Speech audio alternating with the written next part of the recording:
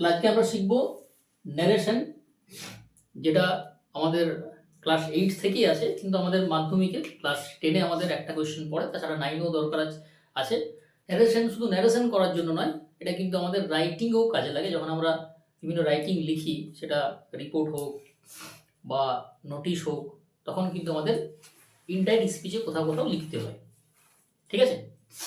তো আজকে আমরা খুব সহজ করে শিখব, যতটা সহজ করা যায়। ঠিক আছে? আচ্ছা, এই যে ন্যারেশন, এর মানে কি? একে বাংলায় কি বলা হয়? উক্তি। ইংরেজিতে বলা হয় স্পিচ। এই স্পিচ দুই ধরনের হয়, একটা হচ্ছে ডাইরেক্ট, একটা হচ্ছে ইনডাইরেক্ট। মানে একটা প্রত্যক্ষ, একটা কি পরোক্ষ। যেমন ধর, আমি এখানে একটা লিখে রেখেছি যে Ram said I am fine. Ram বলল আমি ফাইন, মানে কি আমি ভালো আছি। এরপর দেখ, এই যে কমা এবং ইনভার্টেড কমা রয়েছে, তাই তো? এটা কোন স্পিচ? এটা হচ্ছে ডাইরেক্ট, মানে সরাসরি বলছে। রাম বললে যে আমি ভালো আছি, এটা সরাসরি। বাট এটাকে যখন আমি আমার মতন করে বলবো, তখন সেটা হবে ইনডাইরেক্ট। মানে রামের কথাটা রেখে, মানে মিনিংটা সেম রেখে যখন আমি গঠনটা পরিবর্তন করব, মানে গঠনের পরিবর্তন হবে, তখন সেটা হচ্ছে ইনডাইরেক্ট স্পিচ। তাহলে ইনডাইরেক্ট স্পিচে আসার আগে, এই যে ডাইরেক্ট স্পিচ আমরা চিনব কিভাবে বলতো? কি থাকবে? কমা এবং ইনভার্টেড কমা। এটা কিন্তু inverted, not invited. Comma, inverted comma থাকলে সেটা কোন স্পিচ হবে? ডাইরেক্ট। আচ্ছা, এখানে তিনটা জিনিস আছে, ভালো করে বুঝবি। এখানে আছে তিনটা জিনিস। একটা হচ্ছে রিপোর্টিং স্পিচ, একটা হচ্ছে রিপোর্টিং ভার্ব, আর একটা হচ্ছে রিপোর্টেড স্পিচ। কি কি? রিপোর্টিং স্পিচ, রিপোর্টিং ভার্ব এবং রিপোর্টেড স্পিচ। তাহলে এই যে রাম শেড, এই যে কমার আগের অংশটা, এটাকে কি বলা হয়? এটা হচ্ছে আমার রিপোর্টিং স্পিচ। আর এই যে সেড, এটা হচ্ছে আমার রিপোর্টিং ভার্ব। আর এটা যে কোটেশনের মধ্যে যেটা আছে, সেটা হচ্ছে আমার কি? Reported speech. আমরা ন্যারেশন করছি, সেখানে যদি এগুলো না জানি, তাহলে শেখাটা অসম্পূর্ণ হবে না। তাহলে আমাদের সব জানতে হবে আর কি। কি বললাম? এটা হচ্ছে আমাদের রিপোর্টিং স্পিচ, রাম সেড। এই ভার্বটা হচ্ছে রিপোর্টিং ভার্ব, আর এই যে ইনভার্টেড কমার ভিতরে আছে, সেটা হচ্ছে রিপোর্টেড স্পিচ।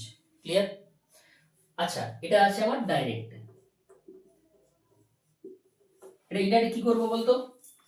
কিভাবে করবো? রাম সেড দ্যাট, এই আইটা কি হয়ে যাবে? হি। এমটা কি হয়ে যাবে? Was fine. তাহলে রাম বলল যে সে ভালো ছিল। দেখ, রাম বলল আমি ভালো আছি। ধর রাম আমাকে একটা কথা বললো যে রাম আমি ভালো আছি। এই কথাটা যখন আমি অন্য কাউকে বলবো, তখন আমি কি বলবো? দুভাবে বলতে পারি। এই কথাটাও বলতে পারি এবং সরাসরি বলতে পারি যে রাম বলল আমি ভালো আছি, বা আমি কি বলবো? যে রাম বলল যে সে ভালো ছিল। আমি তার সঙ্গে সঙ্গে বলছি না। তুই বললি সেই কথাটা আমি কিছুক্ষণ পর বা কয়েকদিন পর কাউকে বলছি, তখন কি এটা পাস্ট হয়ে গেল। তার ন্যারেশন করার ক্ষেত্রে, ডাইরেক্ট ইনডাইরেক্ট করার ক্ষেত্রে কয়েকটা জিনিস মাথায় রাখবি। সেটা হচ্ছে, এক নম্বর কি চেঞ্জ হবে বলতো? এক নম্বর হচ্ছে প্রোনাউন চেঞ্জ হবে। এটাকে পার্সন বলতেই পারে আমরা। কি চেঞ্জ হবে? Pronoun, person. পার্সনের ক্ষেত্রে আমি তোদের বহুবার বলেছি যে 1 2 3, সান 1 2 3, এই কথাটা মাথায় রাখবি। SON, সান, আর 1 2 3। অর্থাৎ ফার্স্ট পার্সন চেঞ্জ হবে সাবজেক্ট অনুযায়ী, second person object, third person no change. কিভাবে? এই যে এটা কোন পার্সন আছে? First person. এটা সাবজেক্ট কে? রাম। এই জন্য রামটা কি হয়ে গেছে? কি হয়ে গেছে। যদি সেকেন্ড পার্সন থাকে, তখন কি অবজেক্ট কে আসে। যদি থার্ড পার্সন থাকে, সেক্ষেত্রে কোনো টেন্সের প্রোনাউনের কোনো পরিবর্তন হবে না। এটা এক নাম্বার। দু নম্বর হচ্ছে ভার্ব চেঞ্জ হবে। ভার্ব বা টেন্স, ভার্ব বা টেন্সের চেঞ্জ হবে। ঠিক আছে? যেমন ধরো এটা সিম্পল প্রেজেন্টে ছিল, এটা কি হয়ে গেল? সিম্পল পাস্ট হয়ে গেল। Present continuous, past continuous, present perfect, past perfect, present perfect continuous, past perfect continuous, simple past, past perfect, past continuous, past perfect continuous, past perfect, past perfect, shall will থাকলে would হয়ে যাবে। ঠিক আছে, এরকম টেন্সের পরিবর্তন হবে। আর কি হবে? যদি টাইম বা প্লেস থাকে, কি থাকে? টাইম বা প্লেস থাকে, সেক্ষেত্রে যেমন ধর থাকলো দিস, তাহলে কি হবে? দ্যাট। থাকলো হেয়ার, তাহলে কি হবে? দেয়ার।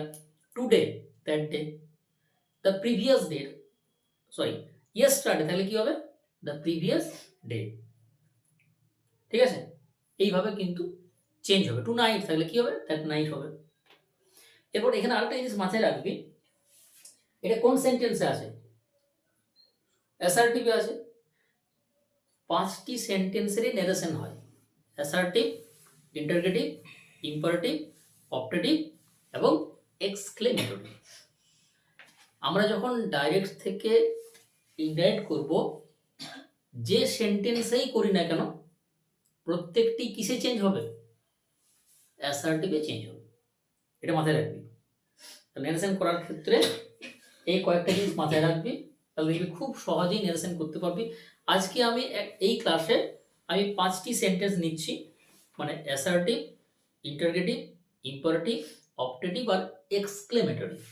এই 5টা সেন্টেন্সকে আমি আজকে একটা ক্লাসে কিভাবে সহজে আমরা ডাইরেক্ট থেকে ইন্টারগেট করব আমি দেখিয়ে দিচ্ছি। তারপর আমরা ক্লাস ওয়াইজ পার্ট পার্ট করে আমরা এক একটা সেন্টেন্সকে নেব, অ্যাসার্টিভ, ইন্টারগেটিভ, ইম্পারেটিভ, অপটেটিভ আর এক্সক্লেমেটরি।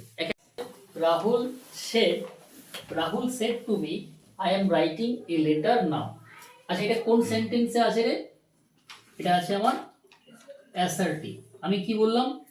যে আমরা যে কোনো সেন্টেন্সেই করি না কেন, প্রত্যেকটি সেন্টেন্স কিন্তু অ্যাসার্টিভেই চেঞ্জ হবে। অ্যাসার্টিভ অ্যাসার্টিভই হবে, ইন্টারগেটিভ অ্যাসার্টিভ হবে, অপটেটিভ অ্যাসার্টিভ, ইম্পারেটিভ অ্যাসার্টিভ, সব অ্যাসার্টিভ হবে। এরপর এটা কি বলে? এখানে সেড টু থাকলে টোল্ড হয়, লিখে রাখবি। সেড টু থাকলে কি হয়? টোল্ড। তাহলে কি হবে आंसर? Rahul told me. এখানে কিন্তু আর টোল্ড টু করিস না, রাহুল টোল্ড মি। লিঙ্কার হিসাবে কি বসবে রে? দ্যাট। এবার আমি কি বললাম? এই যে ফার্স্ট পারসন চেঞ্জ হবে সাবজেক্ট অনুযায়ী। তাহলে রাহুল আছে, এটা কি হবে? হি। এই এমটা কি হয়ে যাবে? ওয়াজ। এটা যেমন আছে সেরকম নাওটা কি হবে? দেন। এ তো হয়ে গেল। তাহলে present continuous, past continuous. Clear? আচ্ছা, এটা আছে ইন্টারোগেটিভে। সেড টুর পরিবর্তে কি লিখবি? আস্কড। তাহলে হি আস্কড মি। লিঙ্কার হিসেবে কি লিখবি? ইফ। আচ্ছা, এটা কিসে আছে? আমি কি বললাম? ইন্টারগেটিভে। কিসে চেঞ্জ করবি? অ্যাসার্টিভে। তাহলে সাবজেক্ট নিয়ে আসতে হবে ইউ, সেকেন্ড পারসন কি অনুযায়ী? অবজেক্ট। মি, এটা আই হয়ে হি হয়ে যাবে, আর আরটা কি হয়ে যাবে? Was, student. হয়ে গেল। আচ্ছা, she said to me where do you live, এটাও ইন্টারগেটিভ কিন্তু ডব্লিউএইচ ওয়ার্ড দিয়ে আছে। তাহলে কি হবে? She asked me. এখানে কিন্তু আর ইফ বসাস না, এই যে ডব্লিউএইচ ওয়ার্ডটা আছে এটাই বসাবি। ইফ আই ওয়াজ টু, কোনটা? হি ও ওয়াজ, সরি, আই বললাম মনে হয় লেখার সময় কি ইফ আই ওয়াজ। ঠিক আছে, তাহলে সি আস্কড মি। আচ্ছা, এটা হোয়ারটা হোয়ারে রাখবি, সেকেন্ড পারসন অবজেক্ট অনুযায়ী। এটা কি হবে? আই। তাহলে এখানে তোরা ভুল করছিস, যে এখানে তোরা লিখে দিচ্ছিস যে she asked me where I was lived. I was lived হয় কোনোদিন? আই ওয়াজ লিভড হয় না? I lived. ওয়াজটা কেন দিচ্ছিস? আই লিভড, সাবজেক্টের উপর ডাইরেক্ট ভার্ব, আই লিভড। হ্যাঁ, আমি ওয়াজ কোথায় হয়? যখন আমরা বলি না যে আমি জন্মগ্রহণ করেছিলাম, তখন হবে আই ওয়াজ বর্ন। বাট আমি বাস করি, আই লিভড, সে বাস করে, হি লিভড। ক্লিয়ার? আচ্ছা, এরপর চলে যাই। এটা হয়ে গেল আমাদের ইন্টারগেটিভ দুটো। এটা আছে আমার ইম্পারেটিভে। এখানে দেখ সেড টুর পরিবর্তে কি হবে? যদি রিকোয়েস্ট হয়, অনুরোধ হয়, তো রিকোয়েস্টেড, উপদেশ হলে অ্যাডভাইসড, আর আদেশ হলে অর্ডার। এবার তুই কাউকে বলছিস হেল্প মি, কি করবি? রিকোয়েস্ট, তাহলে কি করবিস? হি রিকোয়েস্টেড মি, আবার তোরা টু করে দিচ্ছিস, টু কেন হবে? হি রিকোয়েস্টেড মি, এরপর একটা টু বসবে, রিকোয়েস্টের পর টু বসবে না। He requested me to help. এবার এখানে মিটাকে, মিটাকে মিটা তো সে, তাহলে কি হবে? হিম হবে। ওকে, আচ্ছা, he said to me may you be happy, এটা কোন সেন্টেন্সে আছে বলতো? অপটেটিভ। তাহলে অপটেটিভে কি হয়? প্রে অথবা উইশ। এটা কি করা বোঝাচ্ছে? উইশ করা বোঝাচ্ছে। তাহলে কি হবে? কি হবে বল? হি উইশড, এখানে কিন্তু আর অবজেক্ট লিখিস না, হি উইশড, কি হবে? দ্যাট, ইউটাকে আমি, তাহলে আই, মেয়েটা কি? Might be happy. ঠিক আছে, ঠিক আছে তো? আচ্ছা, he said to me হুররা I have passed in the exam. হুররা মানে কি? আনন্দ বোঝাচ্ছে। তাহলে কি করবি? হি এক্সক্লেমড, কি হবে? হি এক্সক্লেমড ইন জয় বা উইথ জয় দ্যাট, এখানে আইটাকে হি, আচ্ছা হ্যাভটা কি করে দিবি? হ্যাড, বাকিটা যেমন আছে সেরকম। সব বোঝা গেল? আমি আরেকবার বলে দিচ্ছি। Rahul said to me I am writing a letter now, কি হবে answer? Rahul told me that he was writing a letter then. Present continuous, past continuous, নাওটা কি হয়ে গেল? দেন। বুঝতে পারছিস? He said to me are you student, তাহলে he asked me, question করছে, আস্কড মি, লিঙ্কার হিসেবে কি লিখবি? ইফ, ইউটাকে আমি, আই, তাহলে I was student, if I was student, simple present, simple past. She said to me where do you live, question করছি WH word দ্বারা, তাহলে সি আস্কড মি হোয়ারটা হোয়ার